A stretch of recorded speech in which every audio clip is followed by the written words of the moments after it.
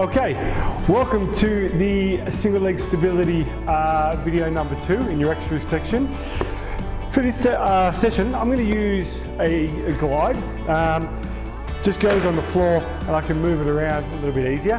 However, I could probably also do this, if I'm on wooden floor, I can probably also do this without. I can still slide my foot around.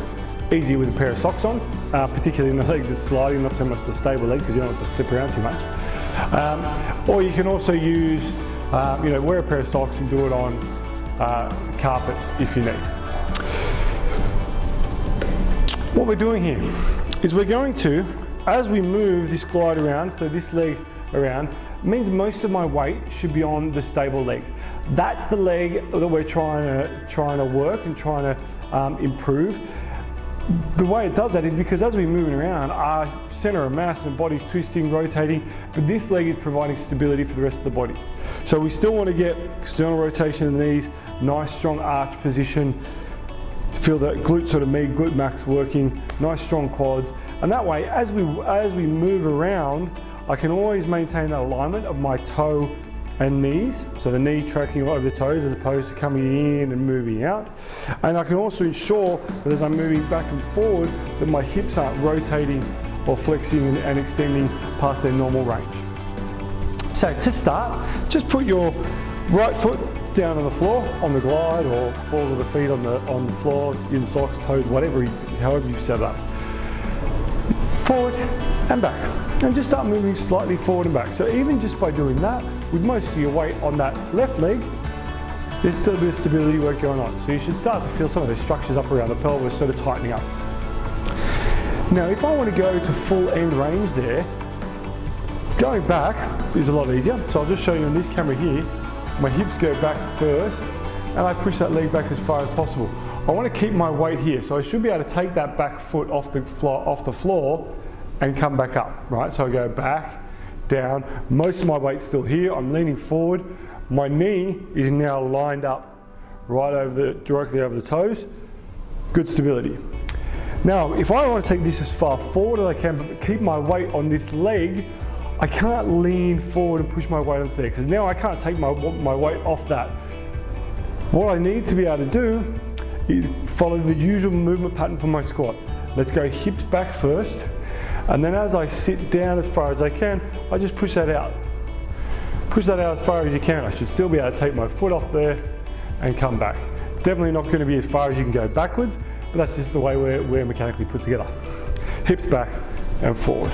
Try a couple of those. Back as far as you can, forward as you can. Each time, hips go back. Even though the leg's going forward, hips still go back. Let's go to the side. Out, in. Same principle. If I want to take those far out to the side, I'm not going to come out and go into the splits. Ouchie mama. I'm going to go hips back, down, so it's a single leg squat almost, as this leg goes out as far as possible to the side. Hips back, out to the side. And you should really start to feel that glute med firing up, the adductors working, keeping your center of mass over that working leg. Now to add a bit of a sort of greater challenge to these exercises, we're going to try and do a semicircle with our leg, back and forth. So we go, sit back, start out the front. Keeping this knee nice and stable, working over those toes, core control, hip stability, take it out to the side as far as you can, all the way back and up. And now let's go back as far as we can, out to the side and up. So good sort of mobility, stability work for this leg, but this guy's doing a lot of work to maintain that control. One more. And up, back, around, and in.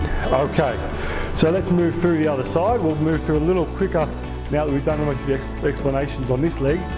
So, forward and back. Okay, getting yourself set. Let's start by going backwards as far as we can. Stability in that knee. A little bit of external rotation. Back and down as we go forward.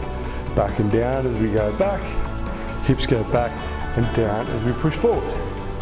To the side, to the side, to the side. It's like a really lame dance move. All right, hips back. Oh, as far as you can, and up. Let's have a look at that camera, see what this leg's doing. Hips go back first and down, very similar to my regular squat position. Just work with whatever range you're comfortable with. One more, and up. Let's do the semicircle. Do the semicircle. Back, around, and up. Back. Oh, a little wobble of the knee there. Let's sort it out, Ben. That's better, buddy. Good job, good job.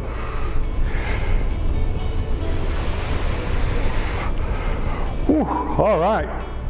So, particularly with those movements, I'm getting a bit of glute med work there, a lot of quad work, adductors fired up. Obviously the ankle, the stable ankle is doing some work.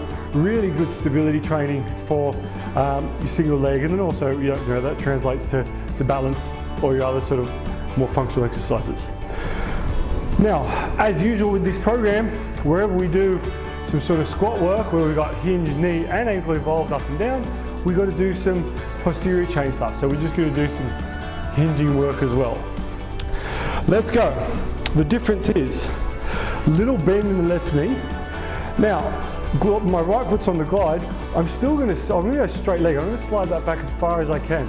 Now, in order to go any further back from there, I either go hips back and down as you've just been doing, or I could just keep pushing my hips back with a relatively straight leg, little bit of bend, and my chest comes forward. Now I'm in a hinge position, neutral spine, I've not squatted down, that leg's gone as far as I can now. So in order to pull this back up, I just use the back of that leg. So let's slide it back as far as you can. Notice my hips traveling back and forward. Hips travel back and forward. Little bend in the knee, but I mainly stay up almost at the same height. I'm bringing my chest down almost parallel to the floor, just moving from the hips. Try the other side. So same thing, not much movement in the knee or ankle here. All that movement coming from that hip as I go back and forward, feel the hamstrings working. And let's go one more. Okay. Now if you've got a glide on the floor, you can do some little tricks, kick it around, woo, because you're done. Well done, hope you enjoyed that little series. Great little bit of work for the hips, hamstrings, quads, adductors, ankle, single leg work. We love it. See you in the next video.